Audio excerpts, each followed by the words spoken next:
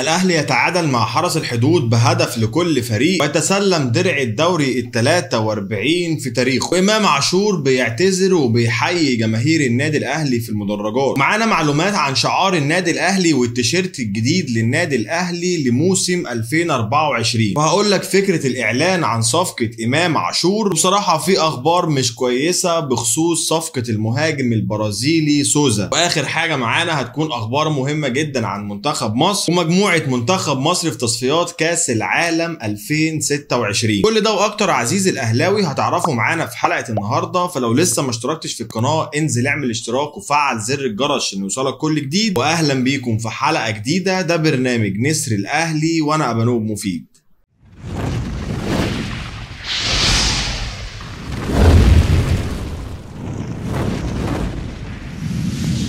عزيزي الاهلاوي الجميل، ازيك؟ الاهلي بيتعادل مع حرس الحدود بهدف لكل فريق، ومش عايزك تستغرب من حاجه زي كده، لان في ظل ضغط المباريات اللي عند النادي الاهلي دي حاجه طبيعيه ان هي تحصل. زي ما انت عارف ان النادي الاهلي بيلعب كل يومين ماتش، ودي حاجه صعبه جدا على اي فريق. ده غير ان حرس الحدود كان بيدافع بكل قوته طول الماتش، ده كان واضح جدا لما تشوف الاحصائيات بتاعه المباراه. المشكله الثالثه بقى هي الخطه اللي نزل بيها مارسيل كولر. كذا مره جربنا الخطه دي وما نفعتش، بمعنى اصح 4-4-2 مش نافعه معانا خالص. ازاي بتلعب باتنين روس حربه وانت اصلا ما عندكش ولا راس حربه؟ انا مش فاهم. واللي اكد لك كلامي ان بعد ما مارسيل كولر عمل تغييرات وقلب الخطه ل 4-1-4-1 قدرنا نسجل هدف، وكان في ايدينا فرصه نسجل اكتر من كده بكتير. 4-4-2 كانت خطه مارسيل كولر قدام حرس الحدود. محمد الشناوي في حراسه المرمى، 2 قلب دفاع، محمد عبد المنعم وياسر ابراهيم، الباك اليمين محمد هاني والباك الشمال علي معلول، قدامهم 4 احمد نبيل كوكا واليو ديانج وبيرسي تاو وحسين الشحات، و2 روس حربه اللي هم محمد شريف ومحمود عبد المنعم كهربا. بدا الماتش والنادي الاهلي ماسك الكوره ولكن بدون اي اهداف. عملنا خطوره على مرمى حرس الحدود ولكن برضه بدون اي اهداف. كان واضح جدا ان في لخبطه وتوهان في الخط الهجومي للنادي الاهلي، مش عارف ده كان بسبب الخطه ولا بسبب ايه بالظبط. انتهى الشوط الاول بالتعادل السلبي، وبدا الشوط الثاني بنفس التشكيله ونفس الخطه، ما عملناش اي تغيير. الدقيقه 61 مارسيل كولر عمل 4 تغييرات عشان يقلب الخطه من 4-4-2 ل 4-1-4-1. بيطلع محمد هاني وبينزل مكانه خالد عبد الفتاح، بيطلع اليو ديانج وبينزل محمد مجدي قفشه، وبيطلع احمد نبيل كوكا وبينزل مكانه القندوسي، وبيطلع محمد شريف وبينزل مكانه مروان عطيه. الدقيقه 71 محمود عبد المنعم كهربا بيسجل الهدف الاول وهدف التقدم للنادي الاهلي. في الدقيقه 80 خالد عبد الفتاح بيسجل هدف التعادل لنادي حرس الحدود. الدقيقه 96 كهربا بيسجل الهدف الثاني للنادي الاهلي، ولكن حكم المباراه بيلغيه بداعي لمسه اليد، وبيحرم الاهلي من تحقيق رقم قياسي جديد وهو الوصول للنقطه 90 في بطوله الدوري الممتاز. ولكن لسه زي ما احنا الفريق الوحيد في الدوري الممتاز اللي ما خسرش ولا مباراه. المهم بتنتهي مباراه النادي الاهلي مع نادي حرس الحدود بالتعادل الايجابي بهدف لكل فريق، وتبدا مراسم ممتعه واجواء رائعه جدا لتسليم النادي الاهلي درع الدوري الممتاز. بغض النظر ان درع الدوري جه من نادي الزمالك في كيس زباله، ودي حاجه مهينه جدا لدرع الدوري وتاريخ الدوري المصري والاتحاد الكوره، ومش للنادي الاهلي خالص، بس دي حاجه متوقعه وعاديه. يعني ما تفتكرش ان هم عندهم اي حاجه غير الزباله، ومعلش يعني المكان بتاع الزباله هتلاقي فيه ايه غير زباله واكياس زباله؟ دي حاجه بتعبر عن المكان اللي كان موجود فيه درع الدوري وعن تفكير الناس اللي في المكان ده. المهم ان كل اللعيبه كانت موجوده في الاحتفال وفي مراسم تسليم درع الدوري الممتاز للنادي الاهلي، حتى اللعيبه المصابه. كان موجود اكرم توفيق وكريم فؤاد وعمرو السوليه وايمن اشرف، وكمان امام عاشور كان موجود بيحتفل بالدوري الممتاز اللي ما عرفش يكسبه مع نادي الزمالك الموسم ده. وبيتم تسليم درع الدوري ال 43 للنادي الاهلي في اجواء رائعه بين اللعيبه ومجلس الاداره. الموضوع اللي بعد كده عزيزي الاهلاوي هو التيشيرت الجديد والشعار الجديد للنادي الاهلي لموسم 2024،